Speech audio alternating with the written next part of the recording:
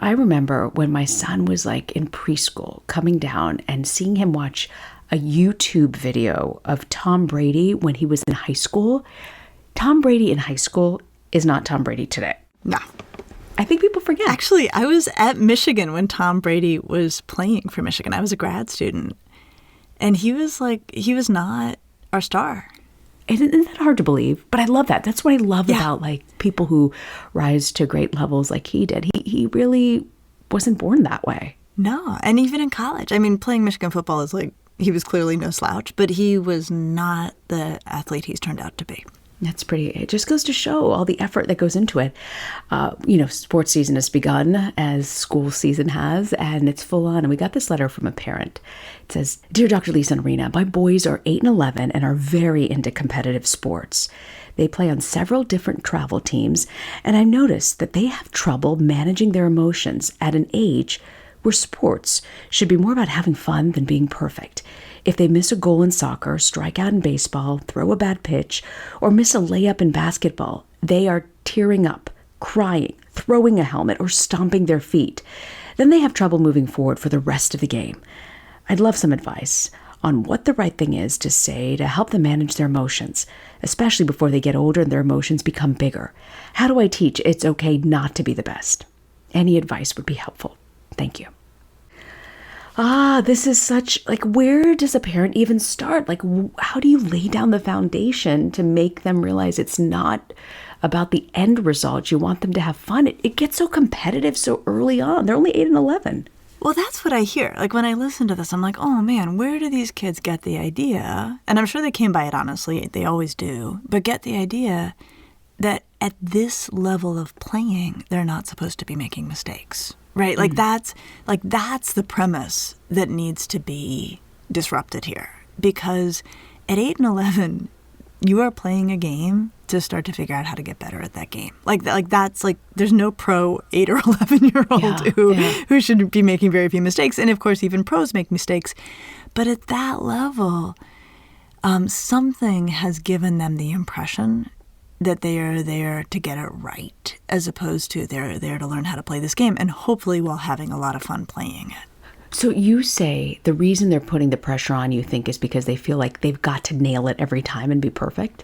Somehow they seem to think this, right? Like, because they're getting so hair-trigger upset when they make what is a completely, missing a layup at 11, right? Like, that's sort of like to be expected. So the first pass I would have a parent take at this is to have a pretty serious conversation about why kids are playing sports at this age level, right? That they are playing sports because they are developing the skills involved in the sports. And the way you develop those skills is you practice those skills, and you're practicing those skills means sometimes you're going to get it and sometimes you're not.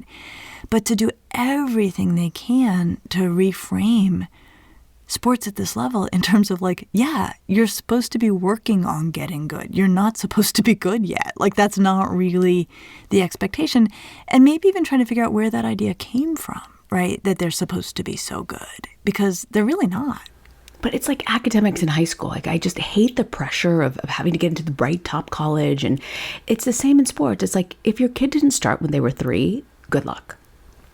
Well, this is really the hard thing. And when I listen to this letter, I think, oh man, I think there's a whole backstory here, right, about the industrial complex behind kids' sports and this idea that we're trying to cultivate professional athletes even from the earliest days. And you do that by getting kids in early and often and, driving them along a lot of places to play a lot of games.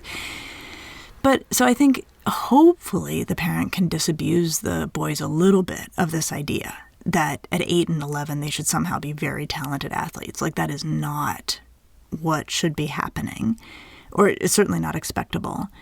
So that would be the first pass. The second pass is to actually put the boys a little bit back in the driver's seat and say to them, if it's bothering you that you're missing layups, right, or if it's bothering you that you've got a bad throw, practicing will help you get better. And if you want to practice more at that, we can work with you on making that happen. So getting into their heads that it's not like you're naturally born, you've got to work at it. Absolutely. And There's a concept that we've touched on, at various points in the podcast, but that's actually really worth unpacking here. And it's this idea of growth mindset. And it comes from the psychologist Carol Dweck, who, career long at Stanford, incredible work. And she wrote a book called Mindset, The New Psychology of Success. And what she gets at in that book is there's basically two kinds of people, like people who think your skills are what you're born with. And if you got great skills upon birth, like lucky you, we call that a fixed mindset. And then people with a growth mindset who feel like the skills they've got are a starting point and that with effort, they can improve their skills. And so what we want is growth mindset athletes and we want growth mindset students. I'm going to throw a little asterisk on this, Reena, before we go another step further. People have fairly criticized growth mindset when it is extended beyond its original intent. So sometimes people have said like, if just those kids would work harder, they could really succeed. And they're talking about kids who have like major structural interferences like racism or poverty or. So some people have like wondered a bit about like, should we be talking growth mindset? And what I would say is, like don't throw the baby out with the bathwater. Like don't apply growth mindset to the solution to every problem, especially, systemic racism. Like that's not the solution to that. But for situations like this, where there is a kid who is feeling frustrated about a skill set that is not where they want it to be, growth mindset is a great response, which is to say, if you want to get better, you're going to get better by practicing.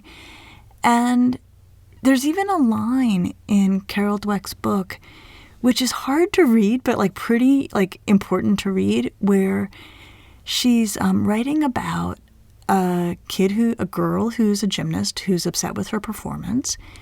And the dad says to her, the girls who are beating you, they're practicing more than you are. Ooh, right? That must have been hard to hear. That must have been hard to hear, though. Yeah. It's pretty blunt. But it's also kind of beautiful because he's basically saying, you're not helpless. If you want to practice more, you can get better. And just kind of being like, that's how the world works, Cookie. Like, yeah, I'm just going to be honest with you about it. So that's another place for a parent to go if a kid's feeling really frustrated that they're not getting it right as much as they want to is, well, you can work harder and you will get it right more often. Wow, that's interesting. Growth mindset. We'll put that in show notes for people to pick that up if they're interested.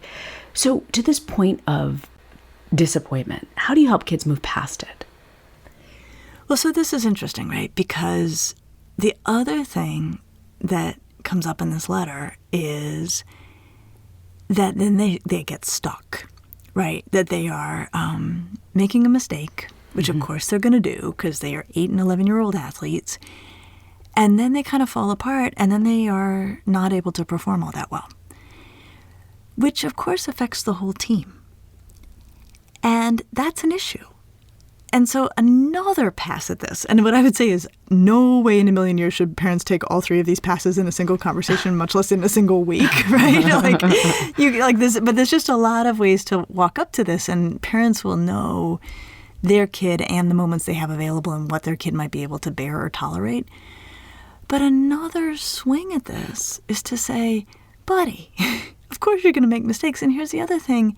Your team's counting on you to rally when you do, not if you do, when you do, because you're a part of a team. And so if you can't keep your head in the game when something's gone wrong, you're not just taking yourself out, you're also compromising the guys around you. So you want to bear that in mind, right? And we want to be really gentle about that, but it's okay when kids are on a team to remind them that their obligation is not just to themselves, but to actually keep their head in the game so that they can be there for their teammates. Being there for their teammates. What are other things in sports that you think parents don't think about that can be helpful in a child's development? I mean, we always think about the scoreboard and winning and losing or being a nice teammate, but what are the other things that can really make a difference in helping your kids understand that this is important too with sports?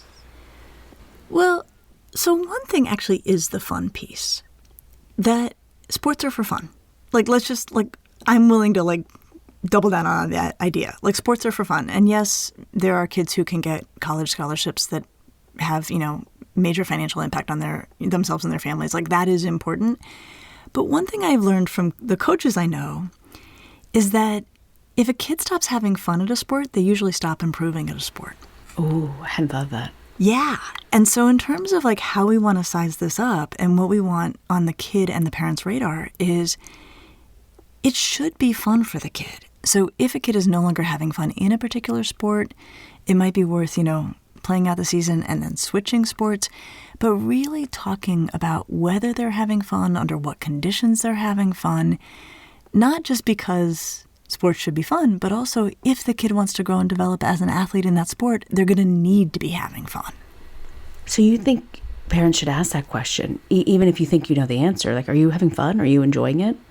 Yeah. Oh, I think it should be right front and center. And it's interesting, Reena, we sometimes jump so far ahead to solutions that we're not asking our kids enough questions. Like, are you having fun? Are you liking this? When are you liking this? Do you want to go? Do you want to do this? Because I think even if the kid's like, yeah, and it was all right there and it wasn't, you don't feel like you learned anything new. Yeah. What's happened in that interaction is you're making the kid ask that question of themselves and commit in a fresh way because you've asked the question. And there's got to be value in a kid saying, actually, I do like this, and it is fun, even on the days when I don't like how I played. Yeah. That gives you a place to start from again in terms of them maybe better tolerating, not always playing as well as everybody else around them or playing as well as they had the idea they could. We're talking a little bit about asking kids, are they having fun? I remember Michelle Obama saying every semester she would have her kids do something that they weren't good at to just prove you've got to work hard and sometimes push through things that you don't like. I felt that way about sports. I hated sports. I was not a good athlete at all, but I was grateful that I did do sports. So where's the balance between I'm not having fun, I don't really want to do it, and then pushing your kids to try to do something to open and expand their horizons?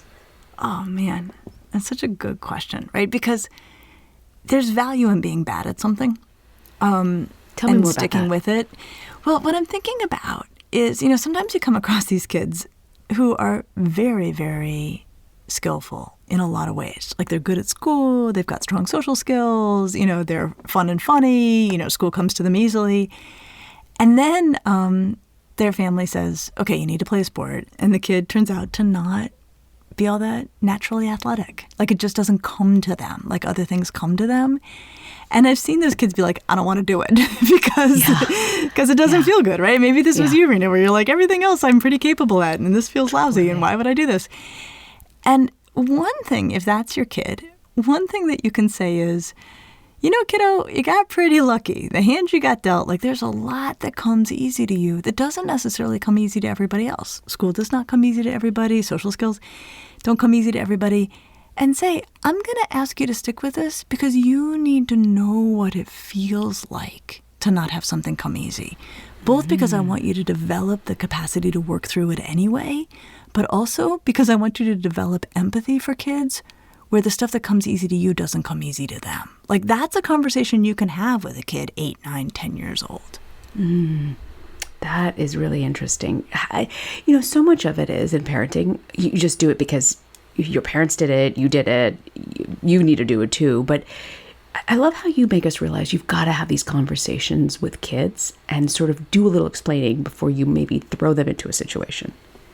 Yeah. Or like, I've known kids who, when they didn't get onto the team they wanted, like maybe they were put on the B team, they want to quit, right? Like, I'll play if I'm on the A team, but if I'm on the B team, I don't want to play.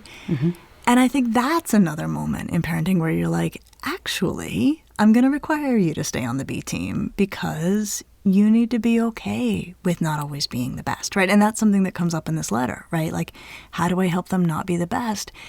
And part of how we help kids tolerate that they are either not always going to be the best or never going to be the best, right? We have to be okay with that, is that we let them know that we are okay with that. I think sometimes it happens, right, where the kid's like, oh my God, I was put on the B team, like, take me out of the sport. And the parent's like, heck yeah, taking you out of the sport. Like, and it does reinforce this idea of like, if you're not at the top of this, I'm embarrassed or I'm ashamed or you should be embarrassed or you should be ashamed.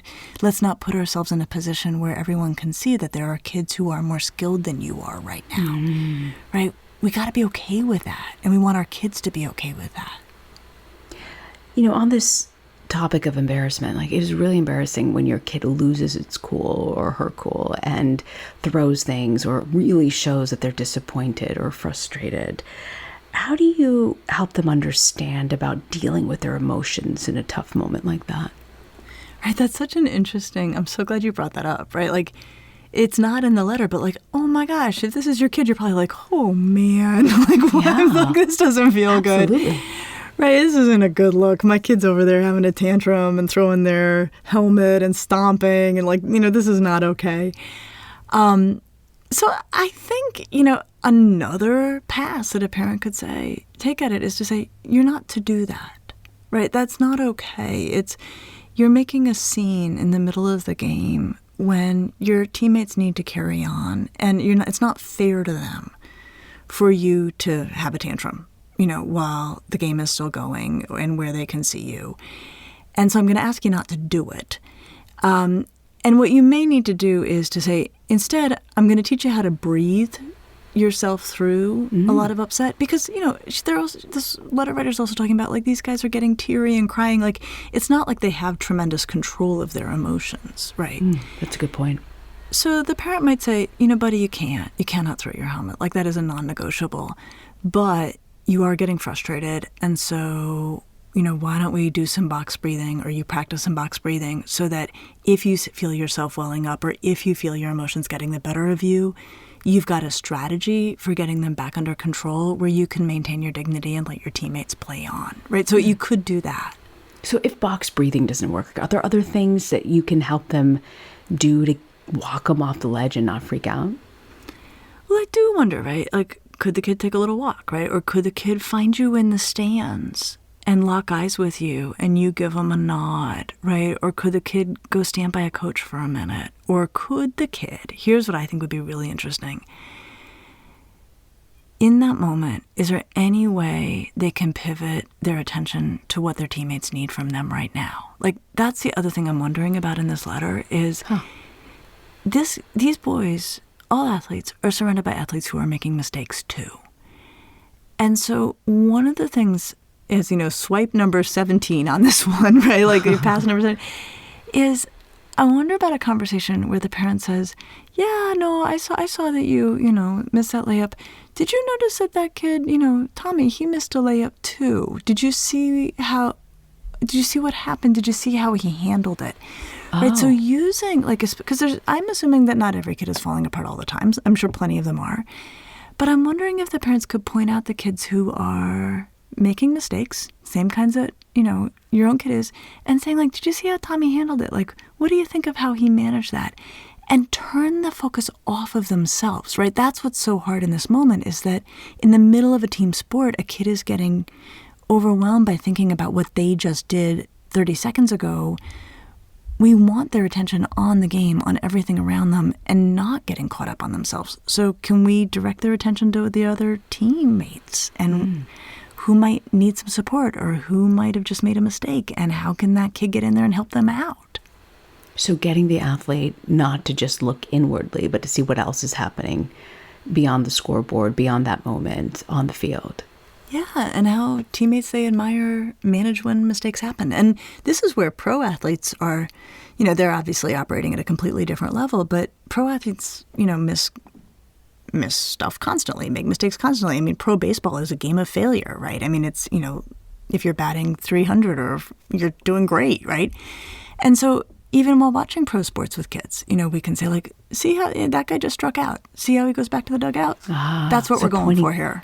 Yeah. Wow. So because they're idolizing these professional athletes that they're watching and want to be and like and replicate, but you're saying pointing out those moments when it doesn't go their way. I got to tell you, there's some athletes where it doesn't go their way. They're not exactly the shining examples. Exactly, right? Exactly. And so those are good ones too, because be like, man, his teammates countering on him and he's over there, having a hard time. Like, I hope he can find a way to manage that better going forward. Like, I mean, you can talk about that, but honestly, if you watch pro sports, there are errors constantly that the best athletes are handling with tremendous dignity. They shake it off and they get right back in there. And so anytime you can use that as an example, I think you should. What do you think when you deal with kids who are just feel this pressure with sports, or also the reverse, kids who just don't want to do it because they know they're not good at it, and it takes time and effort and sometimes years. I mean, I struggled with tennis as a kid, and now I'm an adult and all I want to do is play tennis all the time because finally things are clicking. How do you take frustration on the field and turn it into something positive? I think the key is in the last question this letter writer asked about tolerating not being the best. Yes. And I think if we say to our kids, sports is not about being the best, it's about getting better. And just make that the mantra at home. Playing sports is never about being the best, it's just about getting better, right? So, like Reena, you will never beat Serena Williams. Are you sure? Yeah, I'm pretty sure. Are you sure about that? Our expectations may be different. Okay. But like, no, you right. know that, You're right? Like, yes, you know true, that. True. And so if you set this up for yourself, like you're going to be the best tennis player in your community and that's the only way you can enjoy the game, you are just in terrible shape coming out of the gate. If you set it up for yourself that every season you're going to get a bit better at tennis, you're going to enjoy it and you're going to have fun and you're going to keep getting better. And so one of the best gifts that sports can give our kids is comfort with the idea that even if you are the best at something, you'll be the best at it for 20 minutes until somebody better comes along. Like, we have to be okay with that, and our kids have to be okay with that, and sports are just made to teach that to us and our kids. And so in terms of motivation, the way kids stay motivated in school and in sports and in everything is not about being number one, right? If that's the goal, it's not going to be a very fun game. If the goal is improving skill, figuring out where you can learn and grow, then I think kids can start to have fun. And that's a way to guarantee pleasure for everyone in it, even if they're not, starting with a great skill set or they're not all that naturally athletic. If it can be about getting better, they can have fun. That's good. So, Lisa, what about the kids who are just really good and don't even need to try? They just show up. Oh, man. This is where growth mindset hits its limit really fast, right? And I think it's really an interesting thing. No one loves growth mindset like I love growth mindset in terms of motivating kids. But it comes up against the reality that there are some kids who are working so hard and getting incrementally better. And then there are some kids who are so gifted in their skills that they hardly practice, or they're dogging it at practice, or they miss a lot of practices, and they're starting because they are so talented, right? Mm-hmm. Like, that happens in school. And so I think, again, just as we have to be like, the kids who are, doing better than you, they're working hard, and, if you want to do better, you can work harder. As much as we need to be honest about that, we also have to be honest that we are sometimes surrounded by people who are so gifted that they don't have to work that hard. And they will still be better than we are at any variety of things. And the more a parent can be like, yep, kiddo, that's how the world works. It happens in life. It happens in all sorts of domains.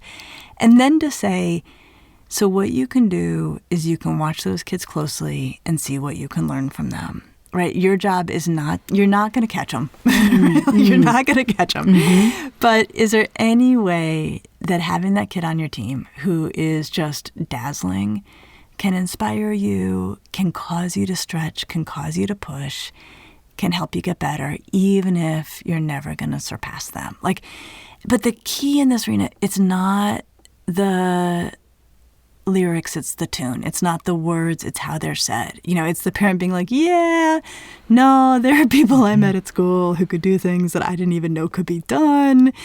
That was pretty humbling, and I just realized I wanted to be around them as much as possible to breathe the same air to see if I could pick up some of what they had going on, right?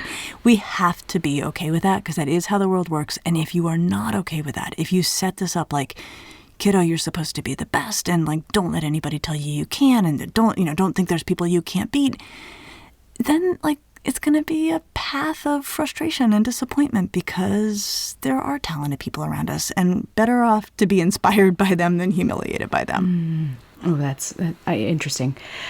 Yeah, there's so much that sports can help us with life. So, Lisa, what do you have for us for parenting to go? Well, what I love about sports, and especially when we talk about growth mindset, is that you can then expand that to all sorts of things. So most kids, when they play sports and practice, do see themselves get better. And then when they come up against something hard in another part of their life, say like algebra or something, they can draw on that or be helped to draw on that. So what I mean is, if you have a kid who runs into algebra and is like, whoa, what is this? It can be really helpful to say, you know, you used to feel that way about layups, and then you practiced and practiced and you got better and better through practice.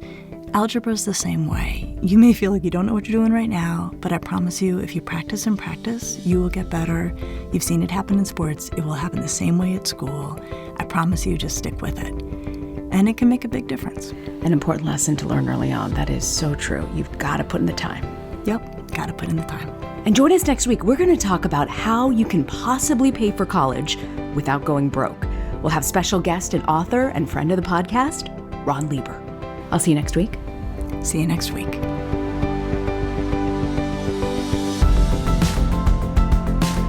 Thanks for joining us. Be sure to subscribe to the Ask Lisa podcast so you get the episodes just as soon as they drop. And send us your questions to asklisa@drlisadamore.com. And now a word from our lawyers.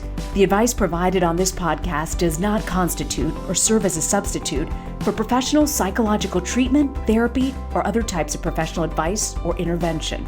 If you have concerns about your child's well-being, consult a physician or mental health professional.